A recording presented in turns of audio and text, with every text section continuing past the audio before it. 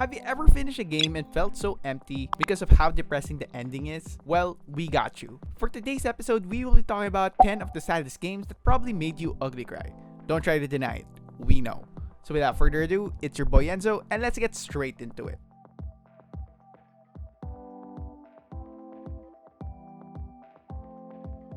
First up, we have Firewatch. Firewatch is a mystery set in the Wyoming wilderness, where your only emotional lifeline is the person on the other side of a handheld radio. The year is 1989. You're a man named Henry who retreated from your messy life to work as a fire lookout in the Wyoming wilderness. The game is all about escapism. It's about running away from life's many hardships or your mistakes. Almost every character in the game has a troubled past they are trying to flee from, mistakes that they are trying to avoid facing, all of which are inescapable facts of life which we have to face sooner or later. Next up, we have Shadow of the Colossus. The game's storyline focuses on a young man named Wonder who enters a forbidden land. Wonder must travel across a vast expanse on horseback and defeat 16 massive beings known simply as Colossi, in order to restore the life of a girl named Mono. Later on the story, you will realize that you are just basically killing innocent creatures for your own selfish reasons. The sad part about it is that you don't really have a choice but sit through the end. Up next is Brothers, A Tale of Two Sons. The game lets you play two unnamed brothers known only as Big Brother and Little Brother, who both have to go on a heart-wrenching adventure to cure their sick father.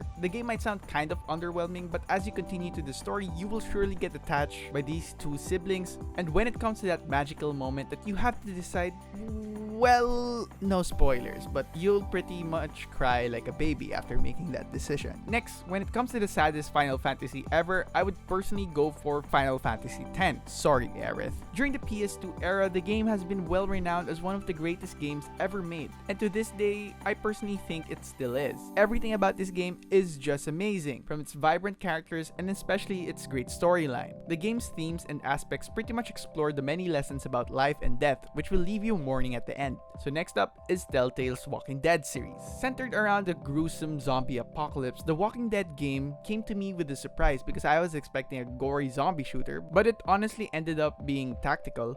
It really explores the human condition under pressure and really forces you to make really hard decisions. Next on our list is Halo Reach. The game takes place in the year 2552, where humanity is locked in a war with the alien covenant. Players take control as one of the Noble Six, a member of an elite super soldier squad when the human world known as the Reach falls under the Covenant attack. So you could tell that this game has a really tragic ending. Up next is The Last of Us.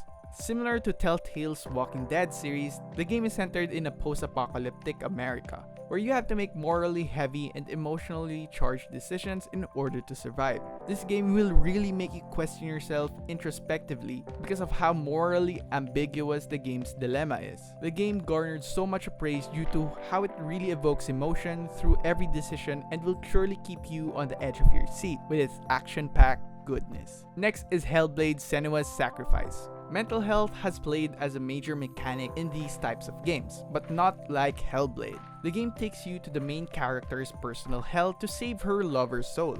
The game really pushes you emotionally and mentally through a journey to the mind. The game's ending will surely give you some self-realization and, things to think about.